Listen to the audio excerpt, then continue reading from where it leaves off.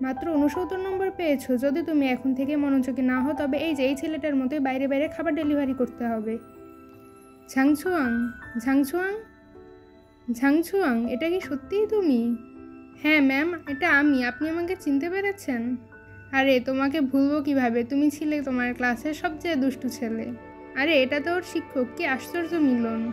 কি অবস্থা, তোমার কাজকর্ম ঠিকঠাক চলছে তো? আগে পড়াশোনা করিনি, এখন আপনার কাছে নিজেকে ব্যর্থই মনে হয়। আপনাকে হতাশ করার জন্য দুঃখিত। শোনো, যে কোনো পেশা থেকেই শ্রেষ্ঠত্ব অর্জন করা যায়, নিজেকে সত্যিকারের মানুষ হিসেবে গড়ে তোলাই আসল কথা।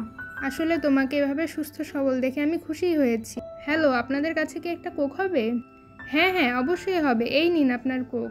তুমি যখন স্কুলে ছিলে তোমার দুষ্টুমির জন্য তোমার কোকটা আমি কেড়ে নিয়েছিলাম। এই নাও, এটা এখন আমি তোমাকে ফেরত দিচ্ছি। না না, এটা আমি নিতে পারবো না। আরে আরে রাখো, এটা তোমারই প্রাপ্য। ধন্যবাদ, আমি পরিশ্রম করব। অবশ্যই, এগিয়ে যাও।